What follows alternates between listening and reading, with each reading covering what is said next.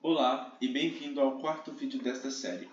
Hoje vamos conversar sobre um artigo publicado em 2025 no Journal of Cybersecurity. Os autores de autoria de Anderson Kevin Kunhinyuri, pesquisador do Departamento de Engenharia de Informática da Universidade Atma Jaya Yogyakarta, na Indonésia. O título em tradução livre é Comportamento de Segurança de Estudantes Universitários contra Ataques de Phishing por E-mail. Contribuições do Modelo de Crenças em Saúde. E esse trabalho ataca uma das questões mais persistentes da segurança digital.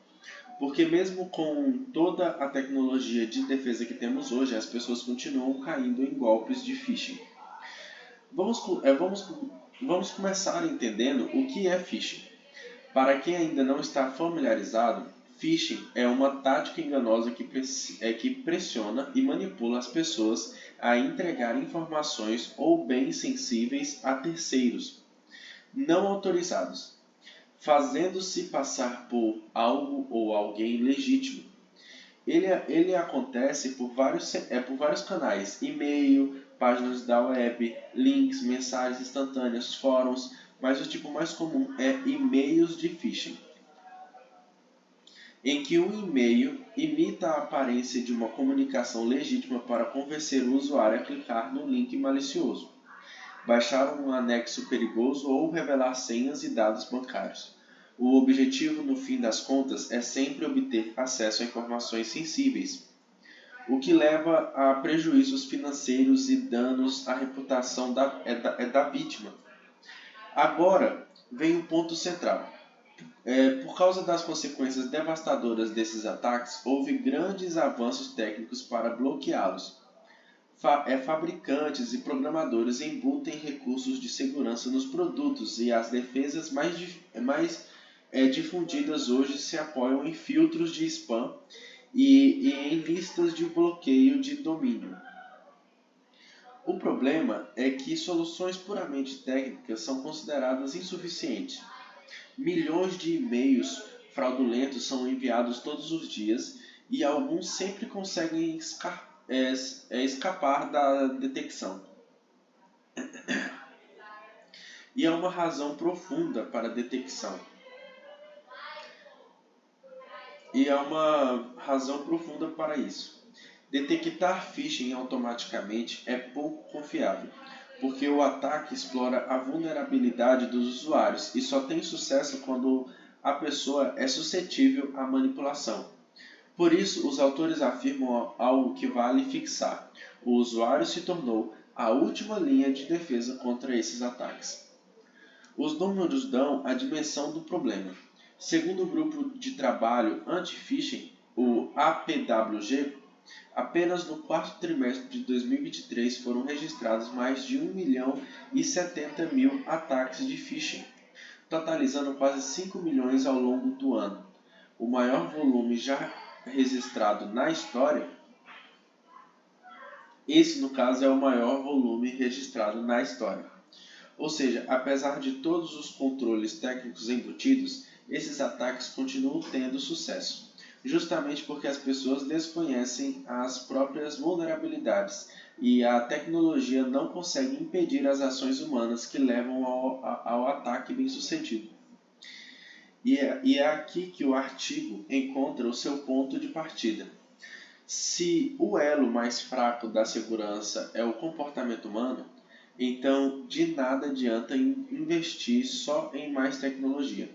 É preciso entender e influenciar o comportamento das pessoas.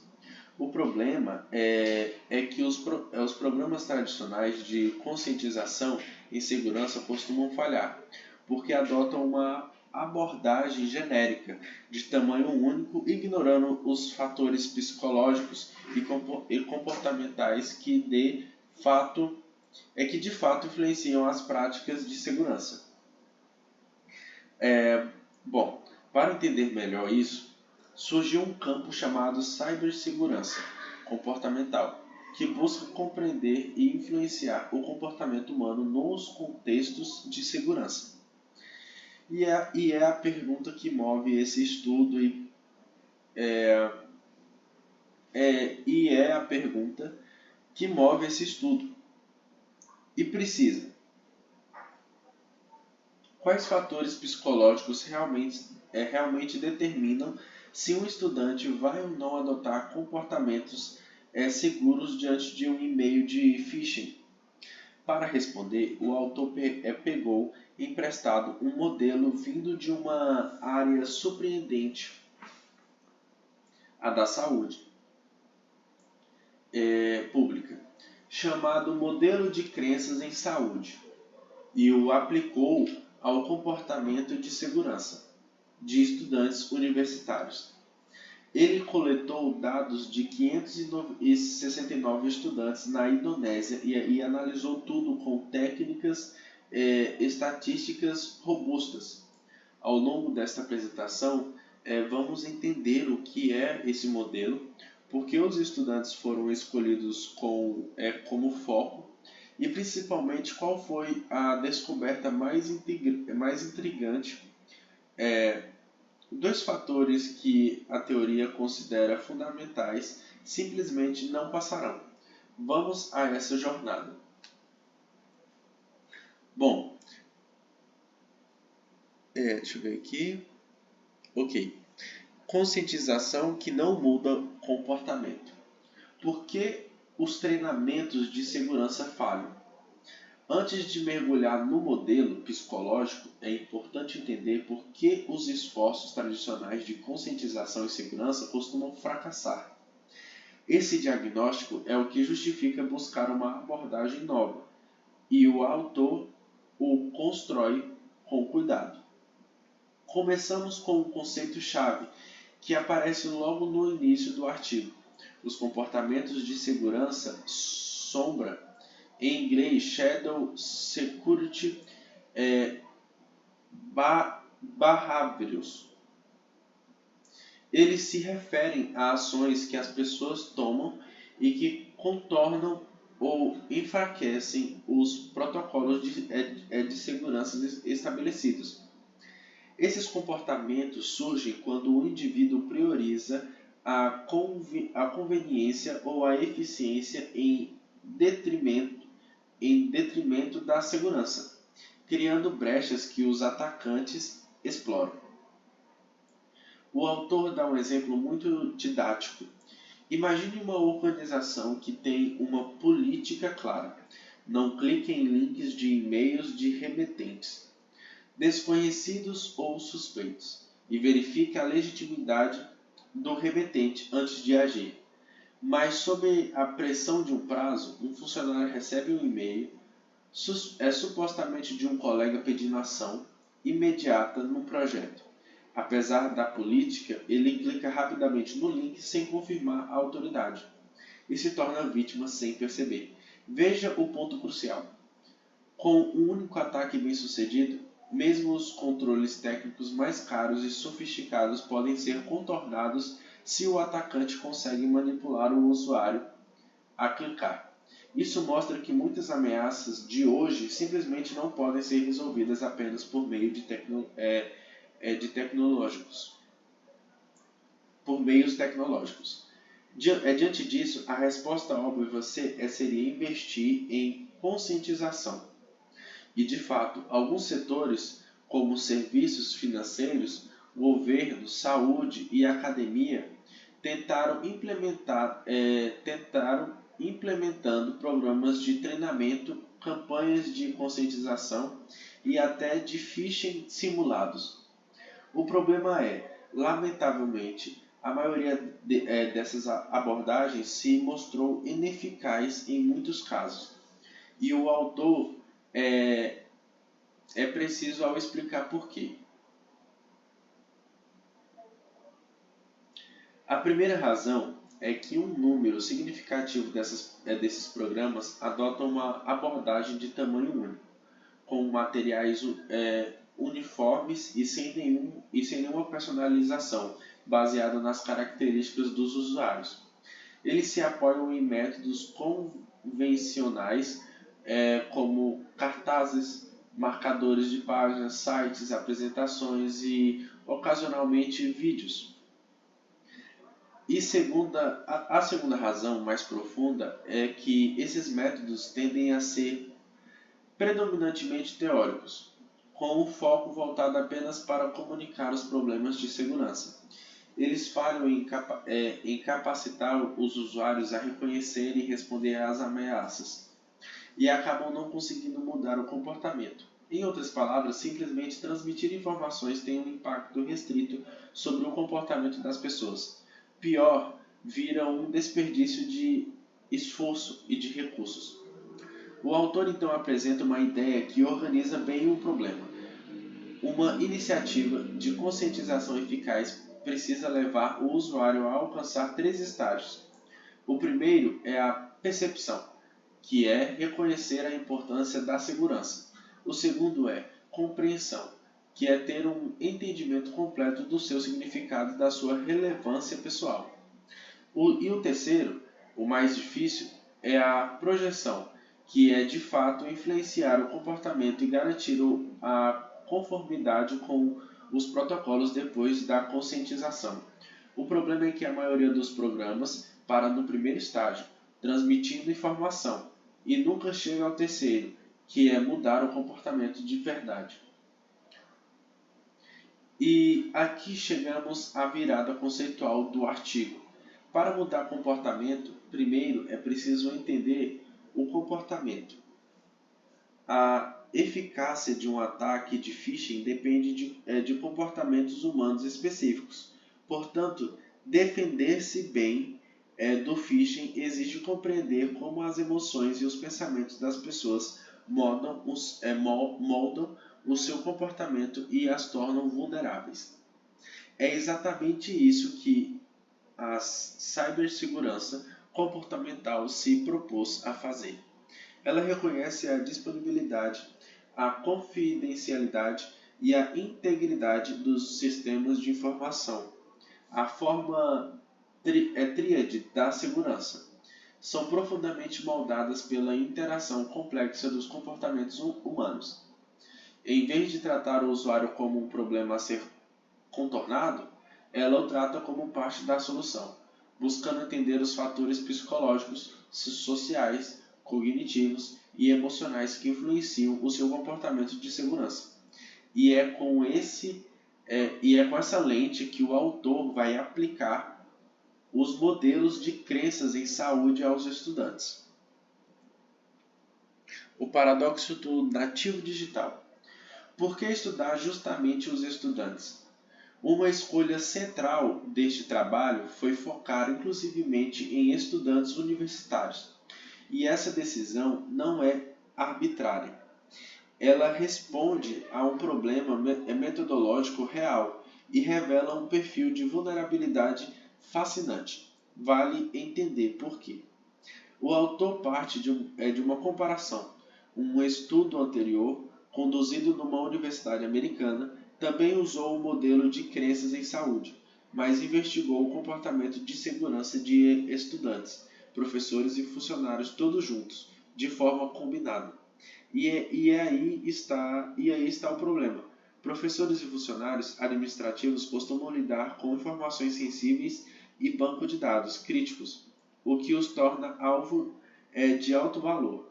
Um ataque bem-sucedido contra eles pode comprometer sistemas institucionais inteiros e até resultar em demissão. O comportamento desse grupo é moldado por fatores como a consciência profissional de segurança. O treinamento corporativo é um cumprimento de políticas de tecnologia da informação. Os estudantes, ao contrário, normalmente não lidam com dados institucionais de alto risco. E os fatores que moldam o comportamento deles são completamente diferentes. Misturar os dois grupos no núcleo, num único estudo, argumenta o autor, corre o risco de obscurecer as nuances comportamentais específicas de cada um.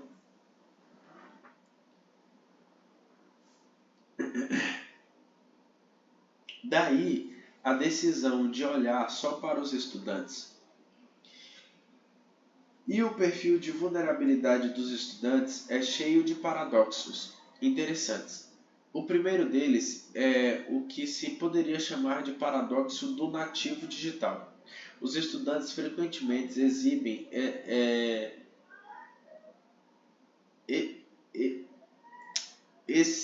excesso de confiança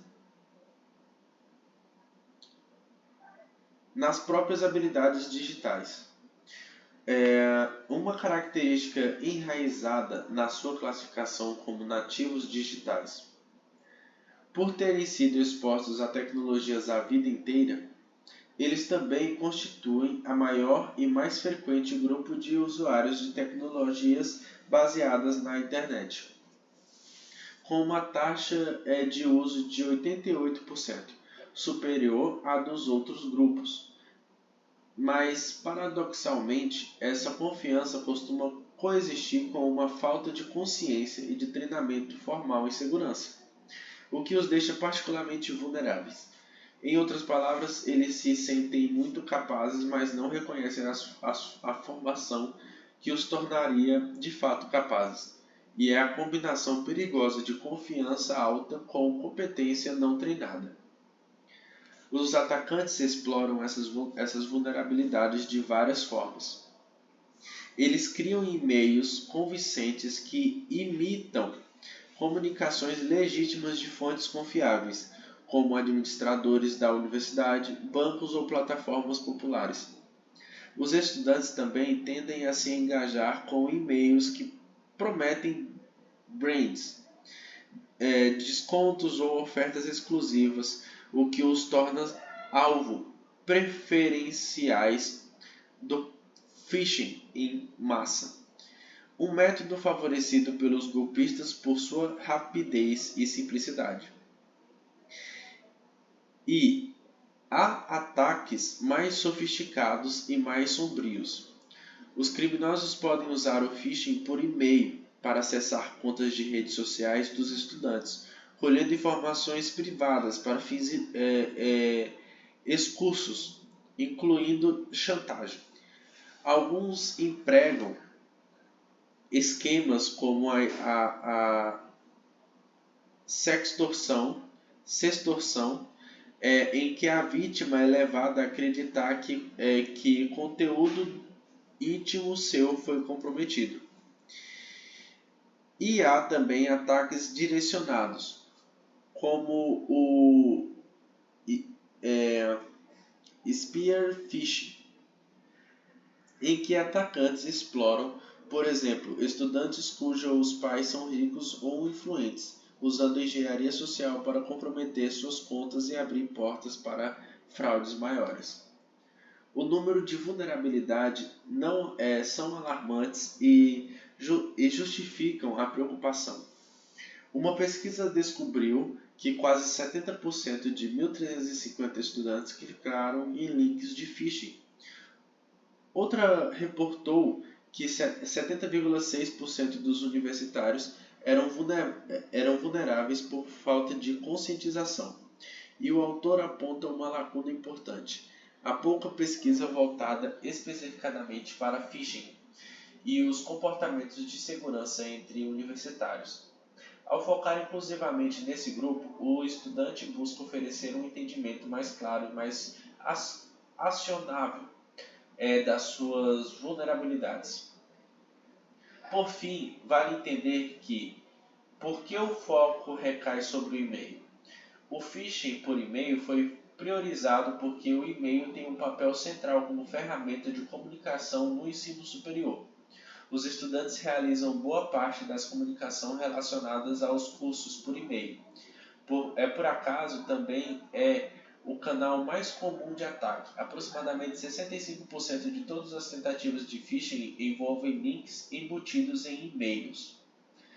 Enfrentar essa vulnerabilidade é, portanto, crítico para proteger os estudantes. No próximo slide, vamos finalmente entender o modelo teórico que dá nome ao estudo. Da saúde pública para a cibersegurança.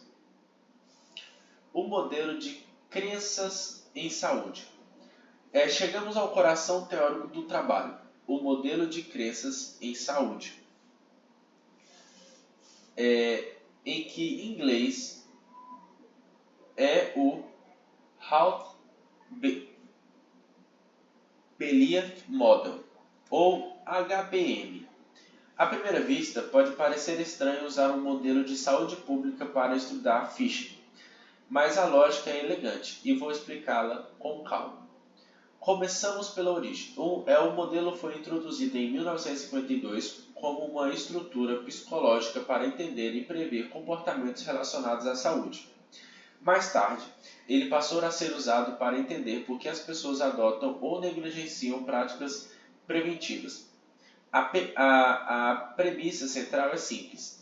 As percepções de uma pessoa sobre uma condição de saúde influenciam a forma como ela responde a essas condições. Por exemplo, se você acredita que tem alto risco de contrair uma doença grave, o que se proteger é eficaz e fácil. Voltando. Por exemplo, se você acreditar que tem alto risco de contrair uma doença grave, e que se proteger é eficaz e fácil, você provavelmente vai tomar a vacina. Se você acha que a doença não te afeta, ou que se proteger é inútil ou trabalhoso demais, você não vai. O modelo se organiza em torno de dois grandes aspectos. O primeiro é como a pessoa percebe a ameaça de adoecer. E essa percepção de ameaça se divide em duas crenças. A primeira é a suscetibilidade percebida, que é a probabilidade que a pessoa atribui a si mesma de adoecer. A segunda é a severidade percebida, que é o quão sério ela acredita que seria contrair aquela doença. O segundo grande aspecto é como as pessoas avaliam as ações que podem tomar para se proteger. E aqui também há duas crenças. A primeira são os benefícios percebidos das ações preventivas, ou seja, o quanto a pessoa acredita que aquela ação realmente funciona. A segunda são os obstáculos percebidos, as barreiras que podem dificultar a ação. Há ainda um terceiro elemento, as deixas para a ação. Em inglês, calls to action. São lembretes ou estímulos relacionados à ameaça que disparam o comportamento preventivo. Pode ser uma campanha, uma notícia ou conselho de amigo. E em versões mais modernas, o modelo incorporou um quinto fator vindo da teoria social cognitiva, a autoeficácia, que é a crença da pessoa na própria capacidade de executar a ação. Esse fator foi adicionado justamente para dar conta da dificuldade de mudar hábitos enraizados, porque não basta saber o que fazer, é preciso acreditar que se consegue fazer. Juntando tudo, o modelo propõe o seguinte: as pessoas tendem a tomar medidas preventivas se percebem uma ameaça pessoal, compreendem a gravidade das consequências, reconhecem os benefícios das ações preventivas, percebem poucos obstáculos para adotá-las e são estimuladas por deixas para agir. E há um equilíbrio decisivo. As pessoas agem com mais probabilidade quando percebem que os benefícios de agir superam as barreiras e as ameaças. Agora, o salto conceitual. Existe uma semelhança clara entre o comportamento de segurança protetiva e o comportamento preventivo de saúde. Examinar regularmente os e-mails em busca de conteúdo suspeito e evitar clicar em links de fontes desconhecidas é análogo a manter uma dieta saudável para prevenir doenças. Em ambos os casos, são medidas proativas para evitar resultados adversos. seja prolongar a saúde, seja reduzir riscos de segurança. É essa analogia que justifica usar um modelo de crença em saúde para estudar comportamento de segurança. Vale uma ressalva honesta que o próprio autor faz. Embora o modelo ofereça contribuições valiosas, sua aplicação na cibersegurança ainda é limitada e produz resultados inconsistentes. Em um estudo, a alta eficácia teve correlação forte com o comportamento. Em outro, os benefícios percebidos foram significativos, mas não em todos.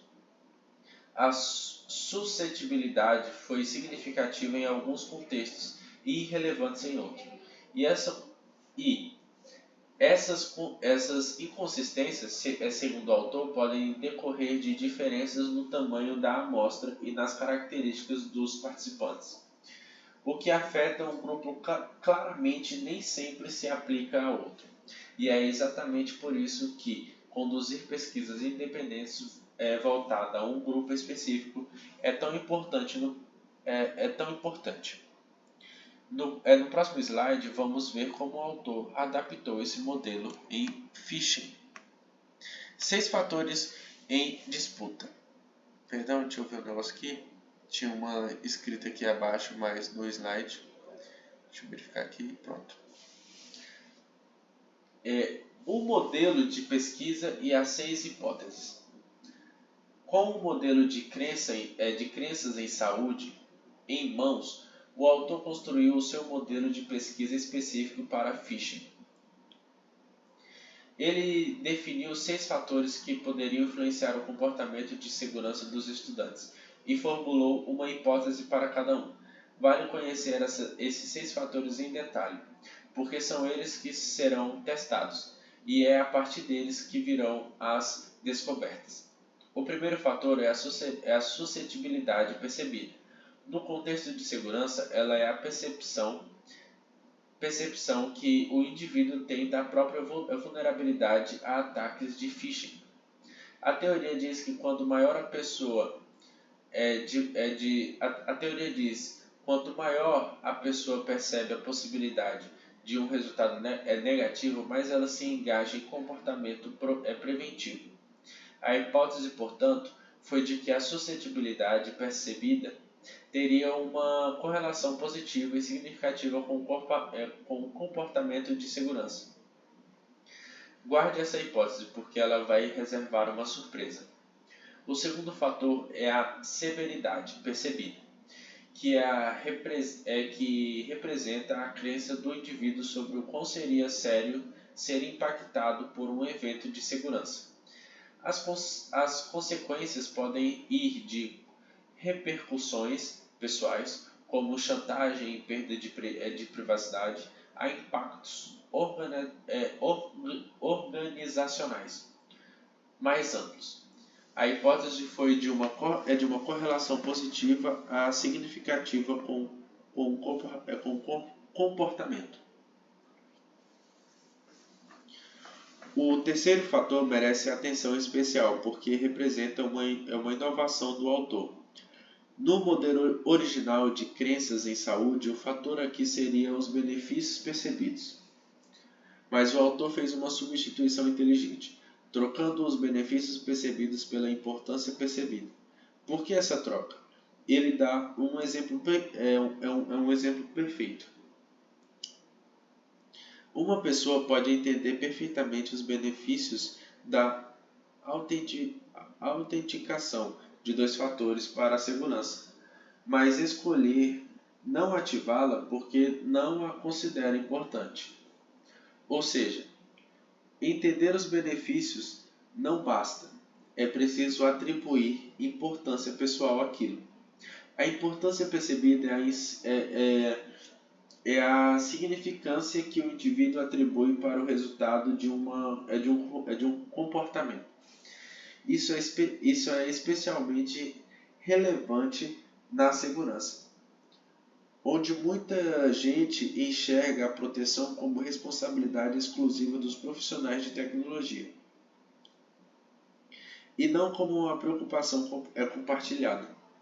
Nesse caso, a pessoa pode até reconhecer os benefícios, mas não os prioriza, porque não vê a segurança como pessoalmente importante. Por isso, o autor definiu a importância percebida como a crença do indivíduo na importância de tomar ações para prevenir ataques de phishing, e formulou a hipótese de uma correlação positiva. O quarto fator são as barreiras percebidas, que são os obstáculos que tornam difícil ou desagradável seguir as práticas de segurança. Cumprir medidas de segurança muitas vezes torna tarefas mais demoradas ou trabalhosas, gerando desconforto e inconveniência. E é justamente isso que dá origem aos comportamentos de segurança de segurança sombra que vimos antes. A hipótese aqui foi diferente das outras, uma correlação negativa e significativa. Ou seja, quanto mais barreiras a pessoa percebe, menos ela adota comportamentos seguros. O quinto fator é a autoeficácia, derivada da teoria social cognitiva, que é a autoconfiança do indivíduo na própria capacidade de executar comportamentos de segurança protetivos de forma independente. Pessoas com alta autoeficácia tendem a se engajar mais nos comportamentos desejados, dedicando mais tempo a compreender e enfrentar as ameaças. A hipótese foi de uma correlação positiva. O sexto fator são as deixas para a ação, que são estímulos externos que motivam o indivíduo a participar de comportamentos de segurança recomendados. Podem ser campanhas de segurança, alertas da mídia, influências sociais e recomendações de especialistas. Quanto maior a exposição a essas deixas, maiores o comportamento de segurança. A hipótese foi de uma correlação positiva. Por fim, tudo isso converge para a variação dependente, para a variável dependente, o comportamento de segurança em si, definido de forma ampla com as ações e preocupações que os indivíduos tomam ao usar e-mail para se proteger de ataques de phishing. São esses 6 fatores que vão disputar a explicação desse comportamento. E o estudo vai revelar quais deles realmente importam. No próximo slide vamos ver como o autor coletou e analisou os dados. A metodologia. Como o estudo foi conduzido? O modelo e as hipóteses como o modelo e as hipóteses definidos, o autor precisou de um método rigoroso para testá-los. Vamos entender como o estudo foi feito, porque a qualidade da metodologia é o que dá confiança nos resultados. Eu vou traduzir em termos estatísticos para uma linguagem clara. A abordagem adotada foi positivista e quantitativa, baseada em um questionário de perguntas fechadas. O instrumento criado foi batizado de Pesquisa de Conscientização em Cibersegurança para Estudantes. Para construí-lo, o autor fez uma revisão sistemática da literatura, identificou os fatores do modelo de crenças em saúde e pegou emprestado perguntas de instrumentos já existentes, adaptando-as ao contexto de phishing por e-mail. Houve uma avaliação de validade de conteúdo para chegar à clareza e à relevância das perguntas, com revisão por um especialista acadêmico. E, como o estudo foi conduzido na Indonésia, onde a língua oficial é a Bahasa Indonésio, o questionário foi traduzido do inglês com o apoio de um especialista em tradução para garantir que o sentido das perguntas fosse preservado. Antes de se aplicar o questionário em larga escala, o autor fez um teste piloto com 12 participantes, usando uma técnica chamada entrevista cognitiva, em que os participantes eram encorajados a apontar qualquer item confuso ou ambíguo. Esse cuidado serve para refinar as perguntas e mitigar problemas típicos de dados autorrelatados, onde instruções pouco claras podem gerar respostas inconsistentes. A versão final do questionário foi montada como um formulário online, dividido em 3 seções: dados demográficos, exposição a programas de conscientização e experiência prévia com phishing, e, por fim, as percepções e crenças, medidas numa escala de 5 pontos que ia de discordo totalmente a concordo totalmente. A coleta aconteceu na Universidade Atmajaya Yogyakarta, por meio de amostragem por conveniência, que consiste em recrutar participantes facilmente acessíveis. Como os próprios pesquisador era estudante da universidade, foi mais conveniente conduzir o estudo ali. Usando QR Codes impressos, ele visitou pessoalmente diferentes turmas no campus, explicou os objetivos das pesquisas e pediu aos estudantes que escaneassem um código para responder. Todos foram assegurados da confiabilidade das respostas, da confidencialidade das respostas. A meta era de no mínimo 120 respostas validadas, calculada por uma proporção de 20 respostas para cada um dos fatores do modelo. No fim, 569 estudantes participaram. Agora, a parte da análise, onde entram as ferramentas estatísticas. O autor usou dois softwares especializados e, dentro deles, 2 técnicas principais que vale a pena entender. A primeira é a análise fatorial confirmatória. Como vimos em vídeos anteriores, a análise fatorial descobre as dimensões ocultas que um conjunto de perguntas mede. Aqui o autor escolheu deliberadamente a versão confirmatória e não a exploratória, porque o estudo era guiado por teoria. A diferença é importante. A exploratória pergunta que padrões emergem destes dados, enquanto a confirmatória parte de uma hipótese pronta. A estrutura do modelo de crenças em saúde e testes se os dados se encaixam nela. Como o autor já tinha um modelo teórico bem definido, a confirmatória era a escolha certa. Segundo a técnica, e a mais central, é a modelagem de equações estruturais. Deixe-me explicar a intuição. Por que é uma ferramenta poderosa? Imagine que você quer testar ao mesmo tempo como 6 fatores diferentes influenciam o 7º. A modelagem de equações estruturais permite exatamente isso. Ela analisa uma relação entre vários conceitos ou variáveis latentes de uma só vez, revelando quais deles realmente afetam o resultado e com qual força. É como montar um mapa de causas e efeitos e medir a intensidade de cada seta. Existem 2 variáveis dessa técnica. Uma é voltada para a previsão e a exploração, indicada quando se sabe pouco sobre a teoria, e a outra é voltada para a confirmação, indicada quando se quer testar hipóteses derivadas de teorias estabelecidas. Como o objetivo do autor era confirmar um modelo e testar hipóteses específicas, ele escolheu a variante confirmatória.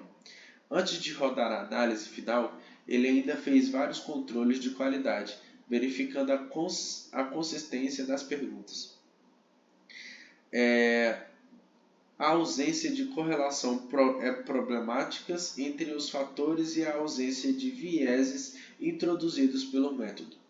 No próximo slide, vamos conhecer quem eram esses estudantes.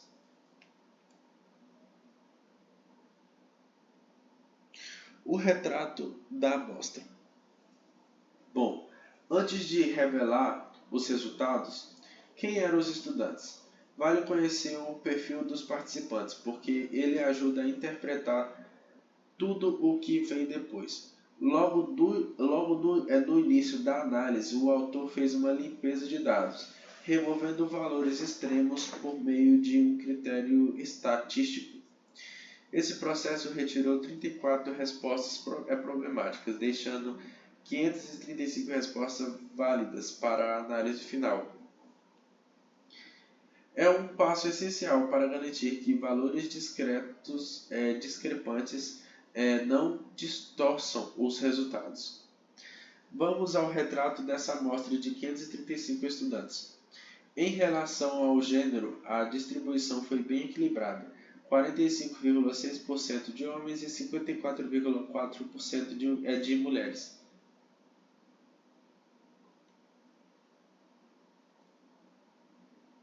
Quanto ao nível de estudo, a esmagadora maioria, 96,1%, cursava a graduação, com uma pequena parcela na pós.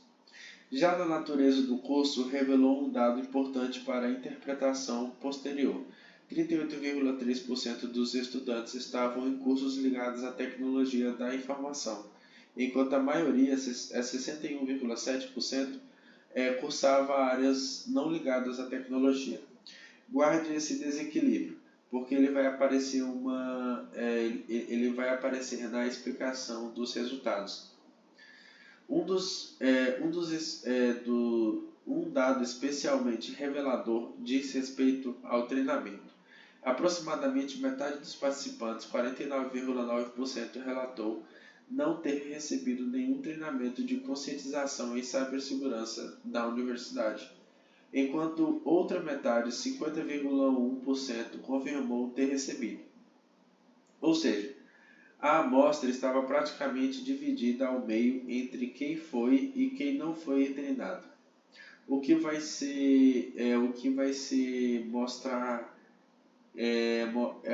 mostrar relevante para entender vários achados. A frequência de uso de e-mail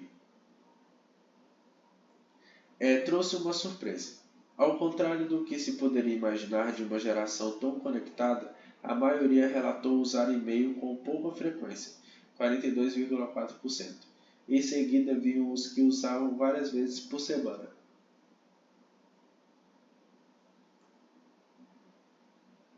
Esses que usavam várias vezes por semana, eles totalizavam 33,8%. E os que usavam diariamente, apenas 14,6%. Esses dados de baixo uso do e-mail curioso. E como veremos, o próprio autor vai usá-lo para tentar explicar um dos resultados mais intrigantes. Isso. Quanto ao conhecimento sobre phishing, a grande maioria, 86,3%, indicou estar ciente desse tipo de ataque, com apenas uma minoria sem conhecimento. Isso sugere um nível relativamente alto de consciência sobre a existência da ameaça. Mas atenção, para a diferença entre saber que a ameaça existe e ter de fato sido afetado por ela. No quesito vitimização, a maioria, 76,8%, relatou nunca ter sido vítima de phishing, enquanto 23,2% indicaram já ter passado por isso. Ou seja, menos de um quarto dos estudantes tinham experiências diretas com o ataque. Repare na combinação que esse retrato forma, porque ela é a chave para entender os resultados. Temos um grupo majoritariamente de graduação, predominantemente de área fora da tecnologia, metade sem treinamento de segurança, que usa e-mail com pouca frequência, que sabe de existência do phishing na teoria, mas que em uma maioria nunca foi vítima na prática. Esse é o perfil de pessoas que conhecem a ameaça de forma abstrata, mas que carecem tanto de experiência direta quanto de formação técnica que tornariam essa ameaça concreta e pessoal. E como vamos ver no próximo slide, esse documento entre o saber abstrato e a evidência concreta foi explicada por alguns fatores que a teoria considerava decisivos, simplesmente não funcionaram com esse grupo. O que prever é o comportamento seguro? Bom, chegamos ao momento mais aguardado. O que os dados revelaram? Depois de rodar a modelagem de equações estruturais, o autor testou as 6 hipóteses e o resultado tem uma estrutura clara. 4 dos 6 fatores se mostraram preditores significativos do comportamento de segurança e 2 não. Vamos a cada um e eu vou indicar a força de cada efeito de forma intuitiva. Começamos pelos 4 que funcionaram. O primeiro foi a severidade percebida, com um efeito positivo e significativo, de magnitude moderada. Isso significa que os estudantes que percebem os ataques de phishing e suas consequências como muito sérios, então mais inclinados a adotar comportamentos de prevenção. Faz sentido. Quem entende que um golpe pode comprometer sua privacidade, expor conversas pessoais e causar danos à reputação, elas se sentem mais motivadas a se proteger. O segundo fator significativo, e o mais forte de todos, foi a importância percebida. Esse foi o grande destaque do estudo com um efeito positivo e de magnitude grande.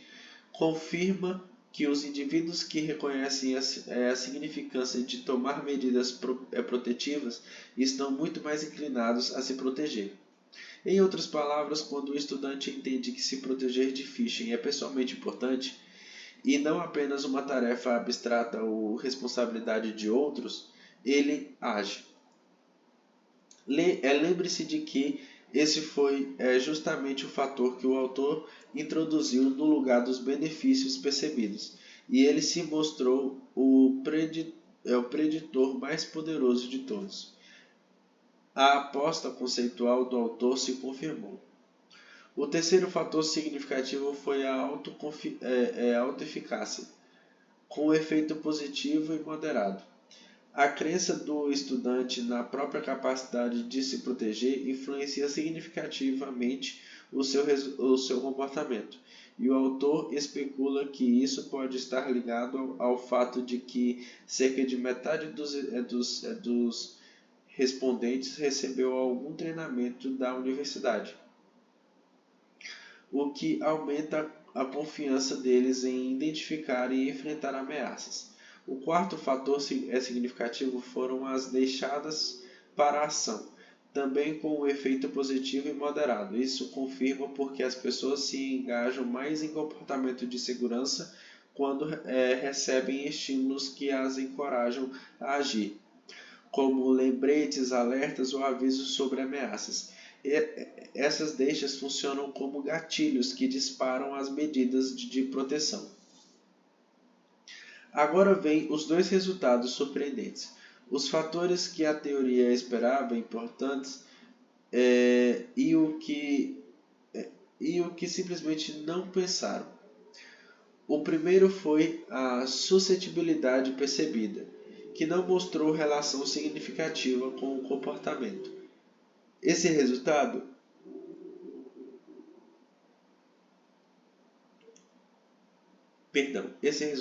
é genuinamente surpreendente por 2 razões. Primeiro, o modelo de crenças em saúde enfatiza esse fator como Preditor central. Segunda, pesquisas anteriores em segurança da informação consistentemente o destacaram como significativo. E, no entanto, entre esses estudantes, o quanto eles se percebiam vulneráveis não influenciou o quanto eles se protegiam. O segundo resultado, surpreendentemente, foram as barreiras percebidas, que também não mostraram relação significativa. A hipótese era de que mais barreiras levariam a menos comportamento seguro, mas os dados não sustentaram isso. O autor ainda destaca a robustez geral do modelo por meio de um indicador chamado R², que mede quanto a variável no comportamento o conjunto de fatores consegue explicar. O valor obtido foi de 0,64, o que significa que cerca de 64% da variação no comportamento de segurança dos estudantes pode ser explicada por esses 6 fatores combinados. Esse é um valor alto e indica que o modelo de crenças em saúde captura bem a complexidade da tomada de decisão humana nesse contexto. Mas a pergunta que fica é, por que aqueles 2 fatores não funcionaram? E o que vamos investigar no próximo slide? Bom, vamos investigar por que 2 fatores não pesaram. Entendendo as surpresas. Bom, os 2 resultados nulos são, na verdade, a parte mais rica deste estudo, porque ao tentar explicá-los que o autor mergulha mais fundo na psicologia humana. Vamos entender por que a suscetibilidade percebida e as barreiras percebidas não funcionaram com esses estudantes. Começamos pela suscetibilidade, porque o quanto os estudantes se sentiam vulneráveis não influenciou o quanto eles se protegiam. O autor oferece várias explicações que se reforçam. A primeira tem a ver com a experiência. Lembre-se de que menos de 1/4 dos estudantes já tinham sido vítima de phishing e que a maioria usava e-mail com pouca frequência, sem encontros diretos com um golpe. É fácil subestimar a probabilidade de cair nele. Aqui entra a teoria da aprendizagem experiencial. Conhecimento e atitudes através da experiência direta e da reflexão sobre ela. Quem nunca foi vítima tende a não reconhecer a extensão da própria vulnerabilidade. A segunda explicação é talvez a mais interessante. É o viés do otimismo. Esse viés descreve a tendência das pessoas de superestimar a probabilidade de resultados positivos e subestimar a de resultados negativos. Em termos simples, as pessoas frequentemente se percebem como menos vulneráveis a eventos ruins do que as outras. E há uma camada cultural específica que o autor aponta. Existe uma crença disseminada de que os ataques de phishing miram principalmente pessoas ricas ou associadas a figuras de alto escalão em grandes empresas. Isso pode gerar um otimismo irreal entre estudantes de um país em desenvolvimento como a Indonésia, e especialmente numa cidade universitária, com renda per capita relativamente baixa. Os estudantes podem nutrir a ideia equivocada de que estão imunes aos ataques justamente por sobreviverem com uma mesada modesta dos países, e de que as consequências negativas não os atingiram. O autor observa, inclusive, que no 4º trimestre de 2023 a Indonésia registrou uma queda no número de denúncias de phishing, o que pode ter inadvertidamente reforçado uma sensação de complacência. A terceira explicação é a diferença entre os cursos. Com a maioria dos estudantes estava em áreas fora da tecnologia, eles tiveram menos exposição a conceitos de cibersegurança e, portanto, tendem a subestimar a própria vulnerabilidade em comparação com os colegas da área da tecnologia. Isso se conecta à teoria social cognitiva, segundo a qual o ambiente molda as percepções e os comportamentos. O ambiente educacional de quem estuda tecnologia favorece uma compreensão mais profunda dos riscos e o ambiente de quem não estuda não. Agora, por que as barreiras percebidas não funcionaram? Aqui o autor faz uma conexão muito elegante com a autoeficácia. A presença de estudantes com habilidades técnicas, tanto nos cursos de tecnologia quanto em os mais atenados dos outros cursos, pode explicar por que eles não enfrentam grandes dificuldades para implementar as medidas de segurança. Mas o argumento mais forte é o seguinte: a autoeficácia neutraliza as barreiras. E indivíduos confiantes na própria capacidade de reconhecer e reportar e-mails de phishing percebem menos obstáculos para praticar a boa segurança.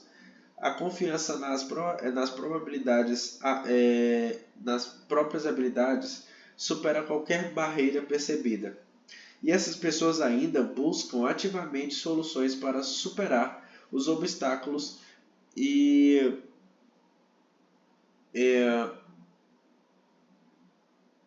que encontraram. Por isso, na presença de alta autoeficácia, o efeito das barreiras se dissolve e deixa de ser significativo. Vale ainda uma observação que o autor faz sobre o lado humano do phishing e que ajuda a entender a importância da experiência prévia. Embora os efeitos psicológicos dos cyberataques sejam frequentemente ignorados, eles são reais. O phishing pode causar consequências emocionais e psicológicas que vão de leves a severas, induzindo medo, ansiedade, sensações de vulnerabilidade, desconfiança e angústia. Pesquisadores chegam a discutir a existência de um estresse pós-traumático ligado a incidentes cibernéticos, mas provavelmente quando os ataques envolvem dados pessoais. Quem já viu isso desenvolveu uma percepção mais aguçada de vulnerabilidade, e é justamente a ausência dessa vivência na maioria dos estudantes que ajuda a explicar por que a suscetibilidade percebida não moveu o comportamento deles. No próximo slide, vamos às conclusões e ao que tudo isso significa na prática. Conclusões e caminhos futuros. Chegamos ao encerramento, e é a hora de amarrar tudo e refletir sobre o significado deste trabalho. O estudo testou 6 hipóteses sobre o que move o comportamento da segurança dos estudantes diante do phishing, e o veredito ficou bem definido. 4 fatores se confirmaram para preditores significativos: a severidade percebida, a importância percebida, a autoeficácia e as deixas para a ação. Os estudantes que percebem o phishing como sério, que reconhecem a importância de se proteger, que confiam na própria capacidade e que respondem aos estímulos de ação, são mais propensos a adotar comportamentos seguros. Já 2 fatores não se confirmaram: a suscetibilidade percebida e as barreiras percebidas. A aplicação teórica desse achado é provocadora. Ele desafia o foco convencional do modelo de crença em saúde, que tradicionalmente coloca a suscetibilidade e as barreiras como preditores primários do comportamento. O estudo sugere que fatores contextuais influenciam fortemente a relevância de cada construto, e que aquilo que vale para um grupo pode não valer para outro. Ao mesmo tempo, o modelo como um todo se mostrou robusto, explicando cerca de 64% das variação no comportamento, o que indica que ele captura bem a complexidade da decisão humana em cibersegurança. Em termos práticos, as descobertas são valiosas para desenhar iniciativas de conscientização realmente eficazes. Se a importância percebida é o fator mais importante e mais poderoso, então as campanhas deveriam focar menos em assustar com estatísticas de ameaça e mais em fazer cada pessoa sentir que se proteger é pessoalmente relevante para ela. Se a autoeficácia e as deixas para a ação importam, então treinamentos que construam confiança e lembretes bem posicionados são caminhos promissores. O autor sugere, inclusive, abordagens inovadoras como a gamificação, que poderiam mirar diretamente esses determinantes psicológicos. A grande lição é que segurança não se ensina apenas transmitindo informação, se ensina trabalhando as crenças e as percepções das pessoas. Como temos feito em todos os vídeos, vale olhar para as limitações com honestidade. E aqui o autor é exemplarmente transparente, dedicando uma sessão inteira a elas. A limitação mais importante, e ela faz questão de frisar isso, é que todo o estudo se baseia em dados autorrelatados. Por isso, os termos comportamentais de segurança e comportamento dos estudantes devem ser estendidos como refletindo intenções, atitudes ou percepções, e não comportamentos reais observados. Existe uma diferença potencial entre o que as pessoas dizem que fazem e o que de fato fazem. Um dos fatores por trás disso é o viés de desejabilidade social, em que as pessoas respondem de forma que consideram mais aceitável, em vez de verdadeira. Há também a tendência à autoavaliação enviesada, com as pessoas dando notas otimistas demais às próprias habilidades. O autor cita um exemplo marcante.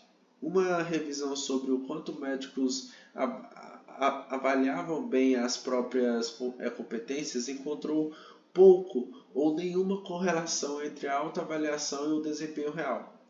Por isso, ele recomenda que os estudos futuros incorporem métodos observacionais ou experimentais para validar os comportamentos autorrelatados. Há outras limitações que valem ser mencionadas, e vou acrescentar uma observação própria para uma leitura crítica completa. Do ponto de vista psicométrico, 2 dos construtos apresentaram um indicador de validade um pouco baixo do ideal, embora tenham sido salvos por outro indicador de confiabilidade, o que é uma pequena fragilidade técnica que o próprio autor reporta. E há a questão de generalização. Este é um estudo de nicho com um único grupo demográfico, estudantes de uma universidade, num único país. O próprio autor reconhece que os achados refletem esse grupo específico e não podem ser resumidos como válidos para todos, recomendando que pesquisas futuras se estendam a outros grupos. Vale ainda registrar uma direção futura que ele aponta e que considera especialmente interessante: criar um construto de trauma cibernético prévio, que captura a experiência de quem já foi vítima e o impacto psicológico disso, integrando a vivência real aos modelos. Ele sugere também o uso de inteligência artificial explicável para captar padrões que os métodos lineares atuais não conseguem. Encerrando com a ideia que costura toda essa apresentação, por muito tempo a defesa contra o phishing foi pensada como uma corrida tecnológica, filtros contra golpistas. Este trabalho nos lembra que no fim da linha é uma pessoa que decide clicar ou não clicar. E essa decisão não depende só do que a pessoa sabe, mas do que ela sente, do quanto ela valoriza a própria segurança, do quanto ela confia em si mesma e nos estímulos que recebe. Entender essa psicologia é o maior caminho para transformar o elo mais fraco da segurança em uma defesa de verdade. Esse é o convite que este artigo deixa. Muito obrigado pela atenção.